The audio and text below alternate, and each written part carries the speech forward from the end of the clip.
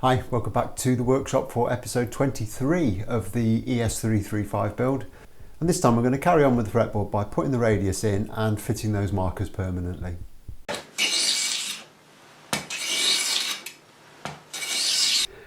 Okay, so in the last episode we got the position markers inlaid, and that was a little bit of a mission if I'm honest, but we're kind of pretty much there with that now. So now it's time to radius this board. So obviously I'll need to take these out again. Now, as I mentioned in the first kind of episode of the neck part of this series, I'm planning to, at least initially, radius this board with a hand plane.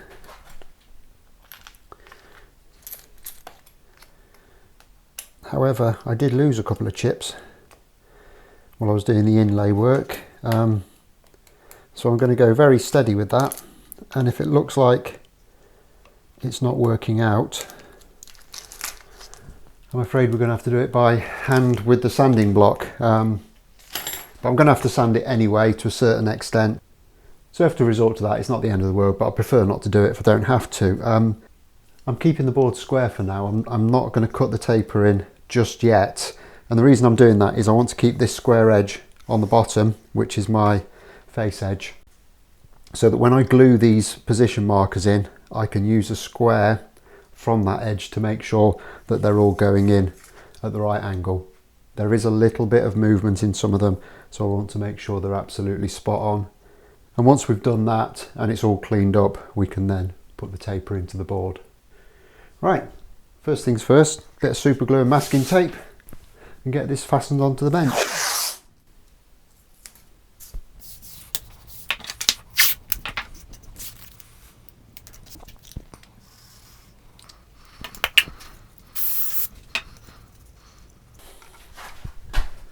And I'm going to be doing this with a number 4 plane, no other reason than it's freshly sharpened. So always just get a little bit of wax on the sole, and I'm going to back the iron out to start with, and then just advance it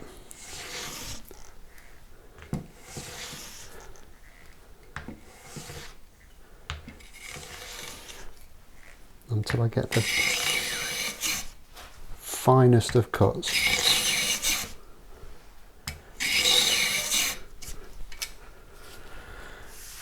And I'm going to be staying well away from any of this inlay work here.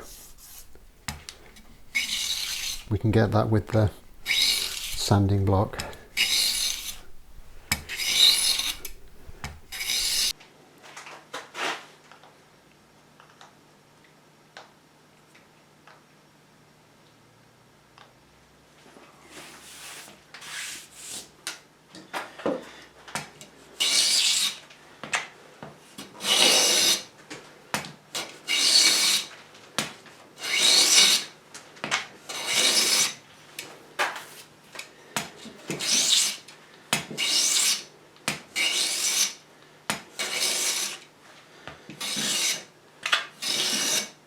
Okay, so this is getting fairly close now.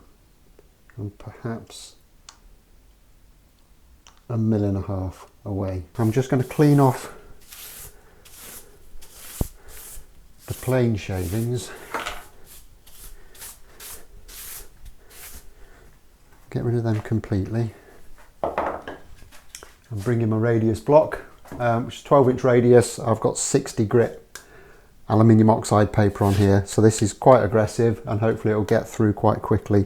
The reason I've cleaned all the shavings off is I want to collect as much of this dust as possible, because I'm going to need a little bit of it, A, for doing the couple of little repairs around these inlays that need doing, B, it's really useful for kind of tightening up any gaps that might appear around them.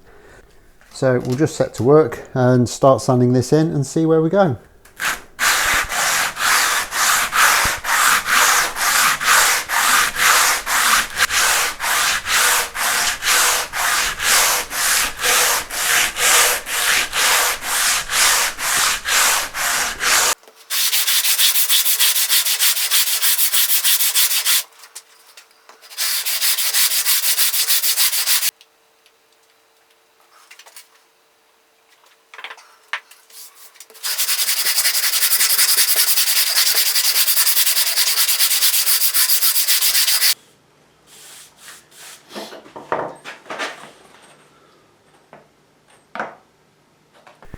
Okay, so this is nearly down. Tiny little gap in the middle still, but I'm going to leave it at this for the time being because I want to take that down to its final shape with a bit smoother sandpaper than the 60 that I'm using at the moment.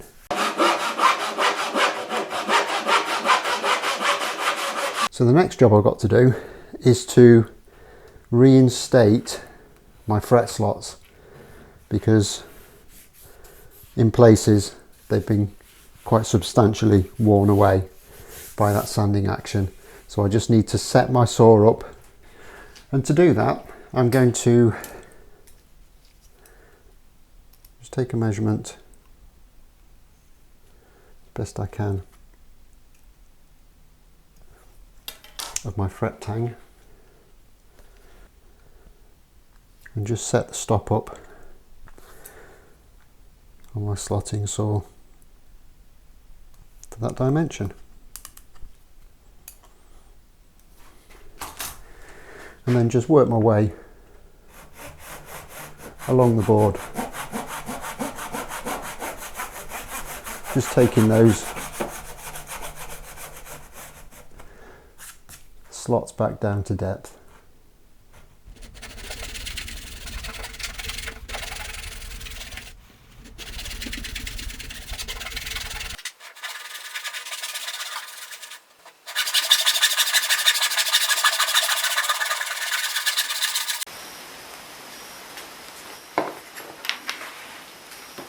Okay, so with the fret slots properly re-established now, it's time to get these markers glued in permanently. So to start off with, I'm just going to put them all in their respective positions.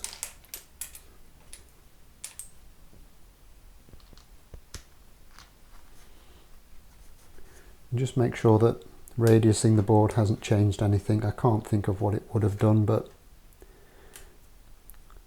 always better to check now while we've got the opportunity.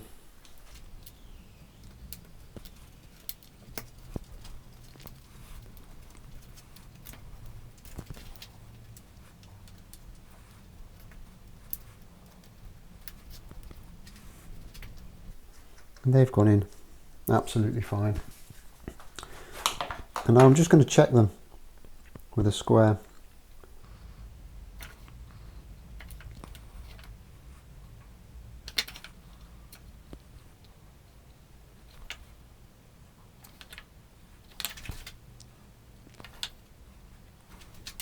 And they all actually line up really nicely, so I think I'm happy now at this point to break out the super glue and to get these stuck in permanently.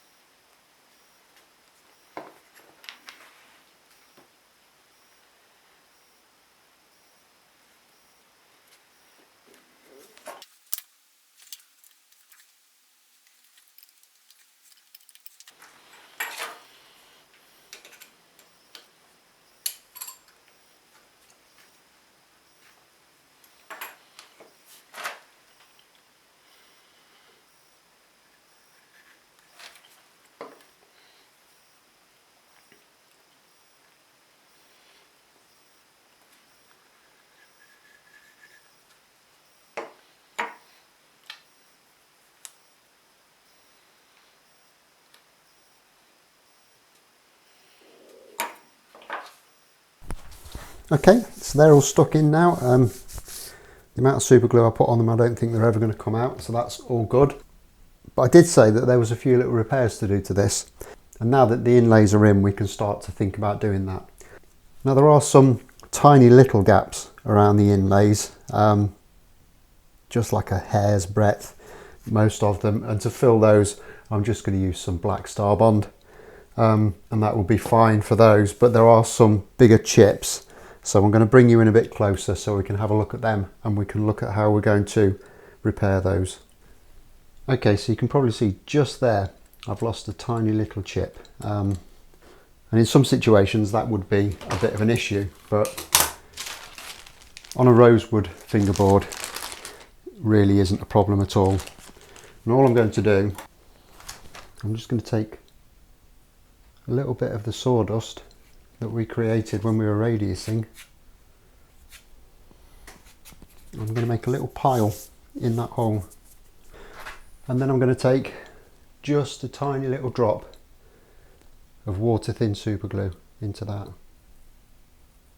Yes, and we got smoke. I love it when we get smoke. And immediately that's dried rock hard, so we can sand that back out again, and I'm pretty confident that that will be an almost invisible repair. So there's a couple more of those I need to do, then we can put the Star Bond around the other gaps and we can get this sanded back down again.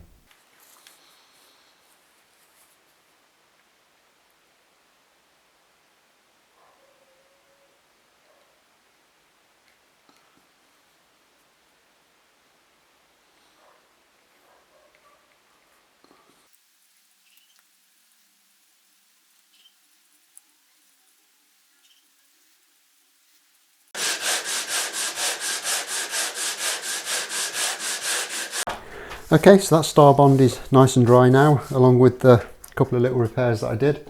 So again, I'm just going to use this rough 60 grit paper to take the bulk of the waste off, and then we'll start working our way through the grits and get this board nicely finished off.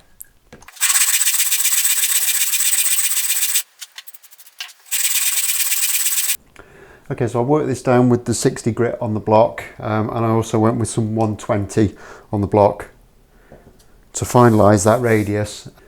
And then I've started to work my way through with some finer grits of sandpaper just on a small block. With this finer stuff, I'm not going to make any real dimensional change, it's just about getting the sanding marks out. So I've done up to 240, so I'm going to go with some 320 and then some 400, and then I'm going to get some much finer wet and dry paper onto this.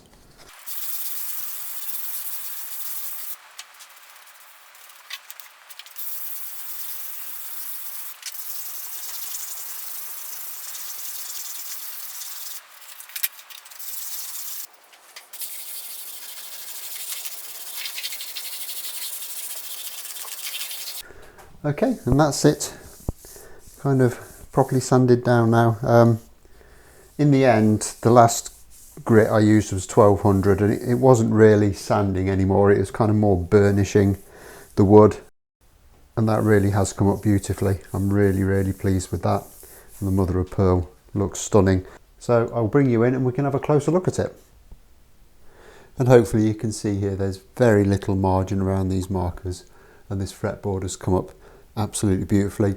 It's a little bit on the light side now, and there is some marking in it because it's got quite a bit of dust trapped in the tiny little pores. But I think once we get this fretted and get a bit of oil onto it, it will darken up a lot. We'll get rid of this patchy kind of look it's got to it. And also any line that might be around the markers from where I've filled in with the Star Bond will kind of blend in a lot better with the darker wood of the fretboard. But I'm really happy with the way this is looking. The markers have come up nice and shiny. And then hopefully you'll be able to see how nicely that board is burnished up. It's actually quite glossy. So I'm really happy with that. Okay, so the next process we need to do with this is to actually measure and mark it up to its finished size and get it trimmed down and planed up before we can start the fretting process. But I think we've done quite enough for this episode, so I'm going to leave that till next time. So as always, like if you've liked, subscribe if you haven't already done so, and I'll look forward to seeing you next time. Thanks a lot for watching. Bye bye.